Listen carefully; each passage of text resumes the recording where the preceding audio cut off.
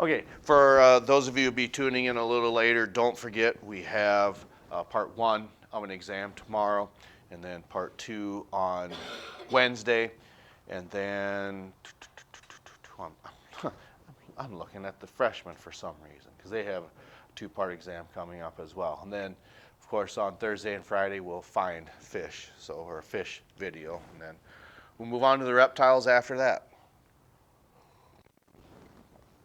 All right, one of the aspects that I think it's what I only said, or we only said in class, was on those papers that I think when you think about, oh yes, that makes sense. When it comes to the success of the sharks, okay, a lot of that I epically, well, not epically, but I unfortunately left a key detail out of that because as I was reading them on Saturday night, Sunday morning, I'm thinking, why did they not write this? They are missing this. And then it wasn't until, because I tried to load it up at home, the presentation. It wasn't until this morning that I looked, I said, oh, that's maybe something that was verbally said in class. So those papers were worth 80 points, so they were put in the grade book, I don't know, sometime yesterday afternoon. But when it comes to the success of the sharks, okay, now this isn't part of your essay that we're talking about, okay? What we're referring to this, if we just write success of sharks, okay? What might be some of those? Yeah, maybe, yeah, I would say write this down. If we're going to spend time on it, I would suggest that you write it down. Okay.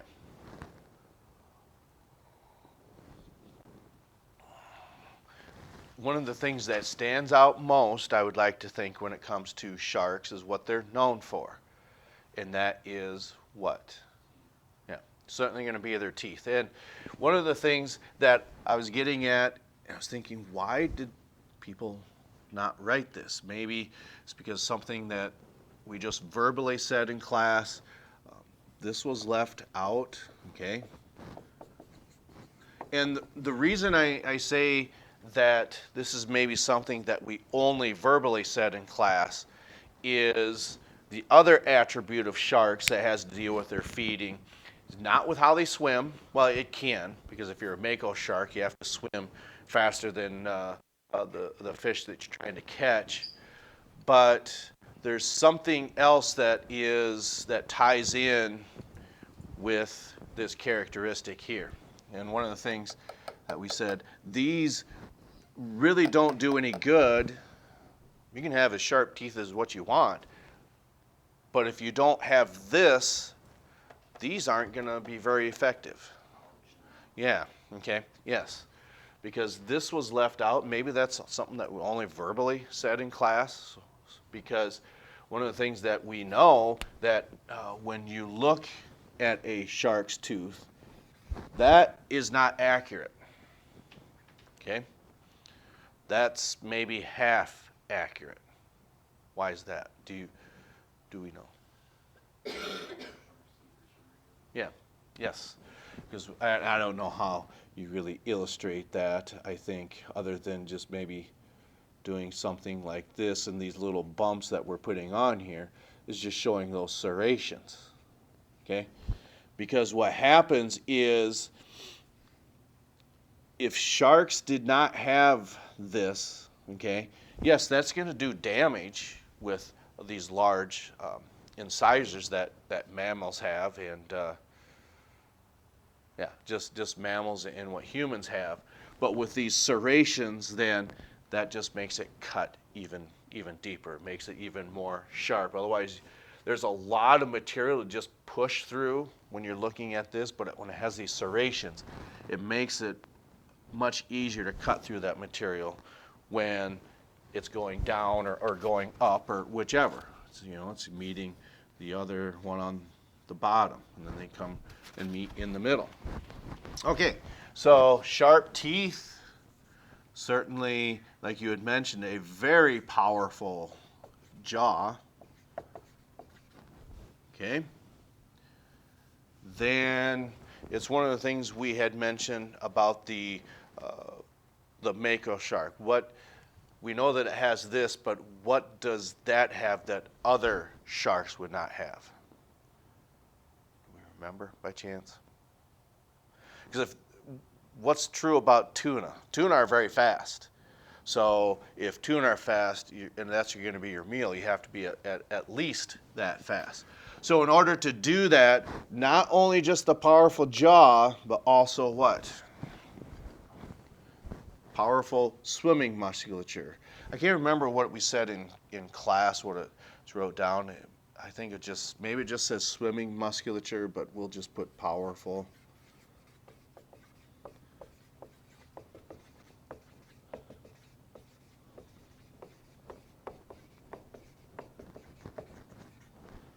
Musculature, okay? And then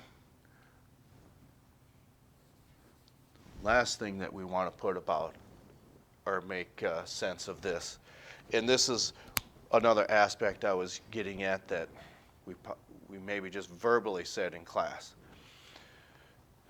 When, per se, if a jaguar loses one of its canine teeth, their predaceous habits, they will do a skull bite, which means they'll actually take its prey item on the skull, snap down, and actually fracture the skull.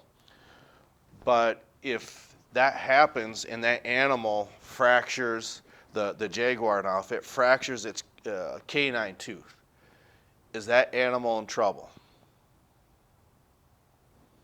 It certainly is, okay?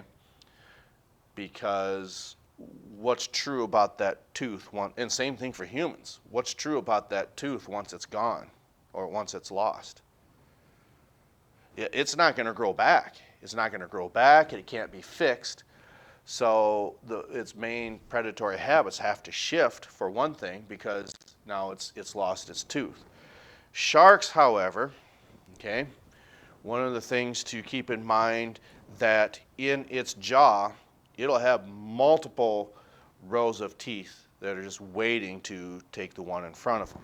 And that's probably something that maybe should have pointed out in class. I think you can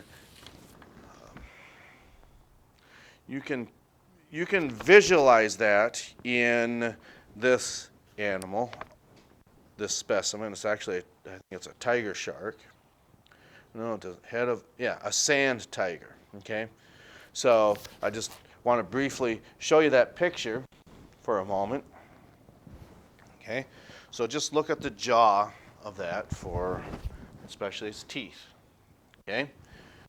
So I think you'd have to spend a lot of time on that to visualize this, but when it loses a tooth, who can we pick on in front here? I guess maybe I could have stayed back there too. Okay, that's where you say thanks. Okay, so like I said, you'd have to look really close. Okay, so let's say some of those teeth fall out. These are actually behind them, so when those fall out, what do you suppose that next tooth is going to do? It's going to move forward and take the place of the one in front of them. So they really don't have to worry about losing, well, they can lose their teeth, but they have kind of like a conveyor belt. They lose one, the next one moves in front and takes its place, okay? So when we're looking at these animals, okay, they got these sharp teeth, powerful jaw to run those sharp teeth. They're very, very quick, and then I don't know how you'd want to say it. Replaceable teeth, that's what makes sense to me, okay? When they lose one, the next one will take its place. So we'll just say replaceable teeth.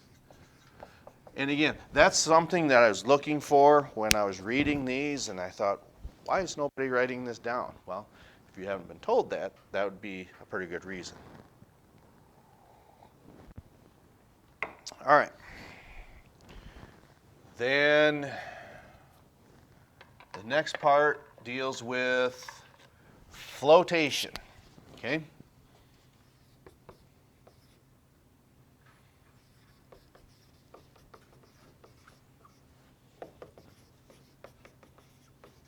Okay, so how many different types of classes of fish did we talk about?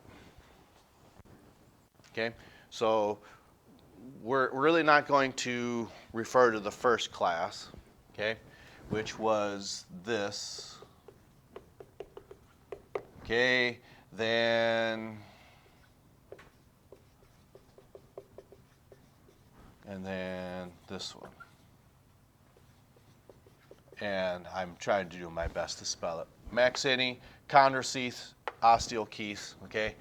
Jawless, cartilaginous, bony fish. So we're not going to be making a reference to that one.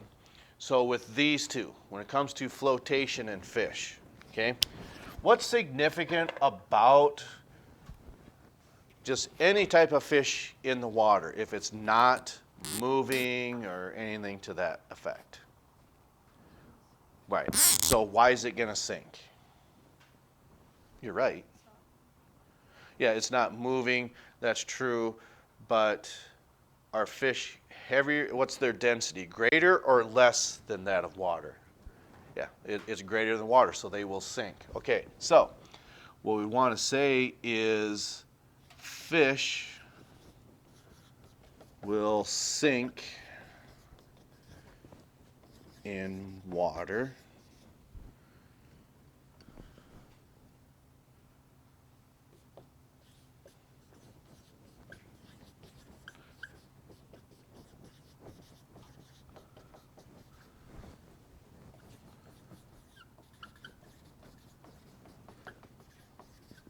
I'm maybe using too big of words here. Maybe I'm not trying to make this difficult because when we say this, if a bony fish starts to just go up and down and it's not moving forward, is that okay for that fish?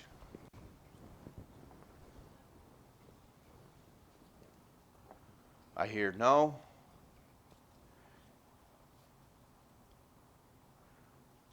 I hear yes. So one's picking no, one's picking yes. Okay? It's different in bony fish than it is with that of sharks because sharks do have to continually moving forward. Okay? That they have to do because water flows over their gills, okay? And that's how they grab their oxygen by diffusion, okay? Bony fish, on the other hand, can just stay level in one spot. Yes, they will go up and down and sink. They don't necessarily have to be moving forward, okay? So fish will sink in water if not equipped with accommodating structures. So this is where we want to mention these two types. So pick a type, sharks or bony fish.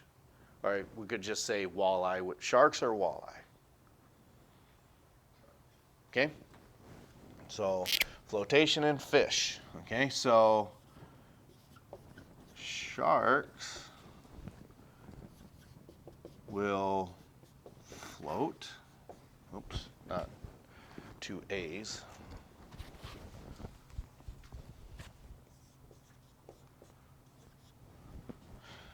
We're just going with the presumption if they're floating, they're also moving forward at the same time. Okay, so sharks will float due to, there's a couple things that helps them do that. What is it that helps sharks do that? There's something on the inside and there's something on the outside. Okay, so sharks will float due to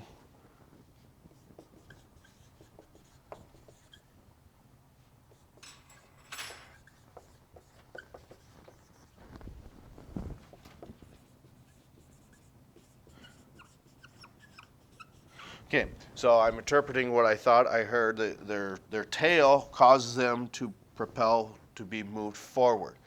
But that's true, but there's another accommodating structure that helps them lift that's on the outside now. Yes, their pectoral fins.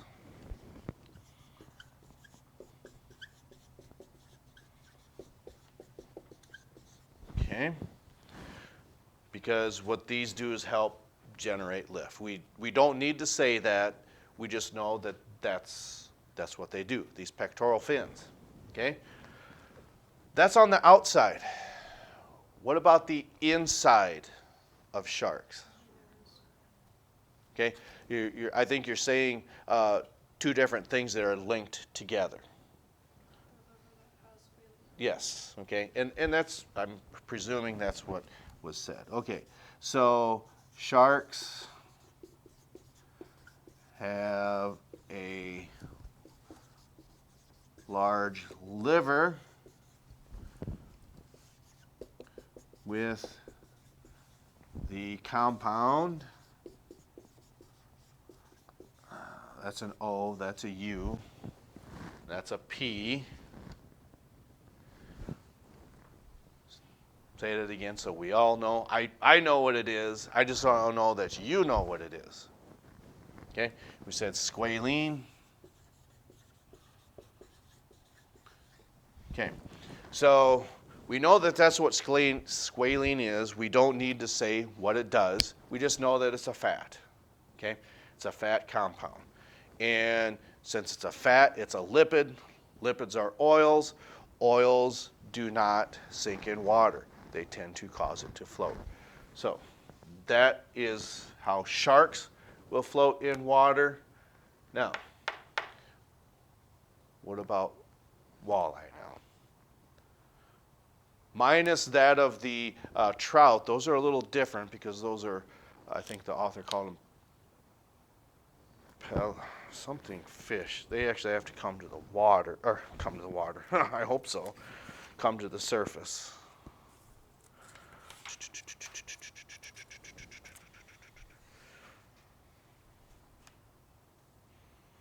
It starts with a P. I can't quite remember what it was.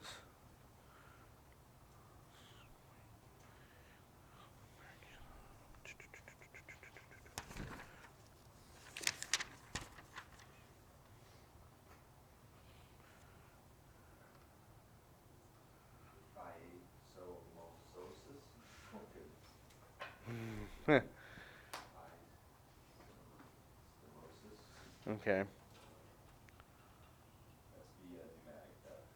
Okay. So then, how we want to wrap this up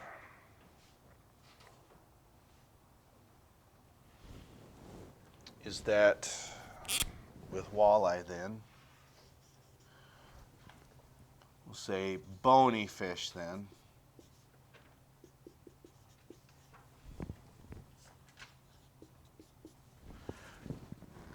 That structure has one of two names. You can use either one. It does opens and, well, not opens and closes. It inflates and deflates. Okay, swim bladder, gas gland, whichever. Utilize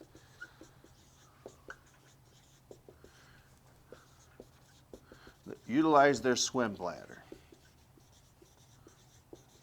Okay, we're running out of room, so what I mean by that is here you're going to have to use your intuition. That swim bladder continually inflates. What happens? It'll go up. If that swim bladder is compressed, then the fish does what? It goes down. Okay. All right. So I think that is enough for Wednesday. So tomorrow you just have general questions and vocabulary term for part 1. Part 2 then is this, along with your identification and or diagrams. All right. Is there anything else? Oh, bonus questions. All right.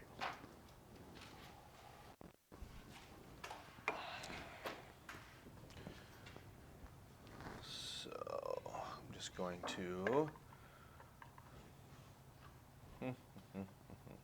let's use this marker here. Okay, so bonus 1.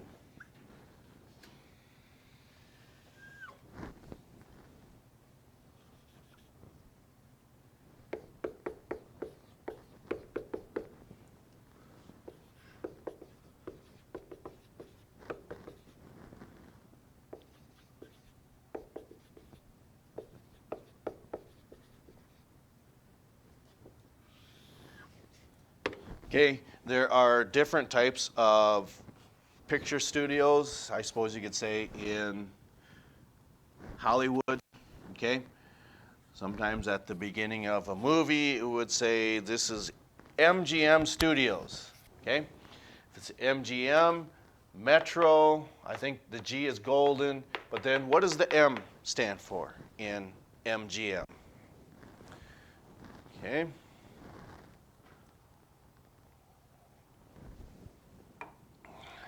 And let's see here.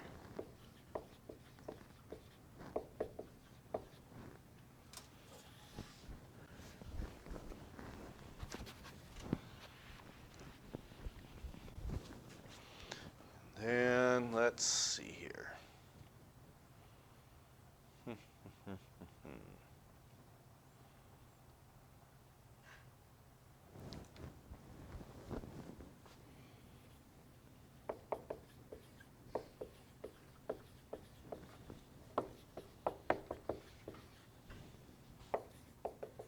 I have no idea. Decepticons. Not Kong. Okay, so if I were to say Autobots and Decepticons, do we know what that means?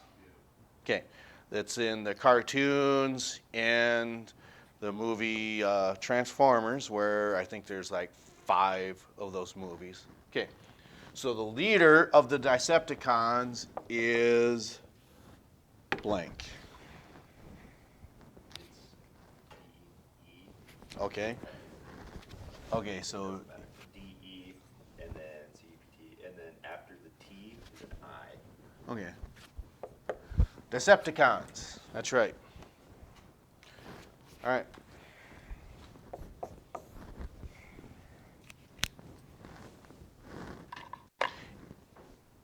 Okay, so I would presume that those are gone. We'll tune into this later because these have to be turned in tomorrow. Okay, it's not one of those. Well, I forgot. I'm going to turn it on Wednesday. Okay, has to be turned in tomorrow. All right, we'll catch up to you next time.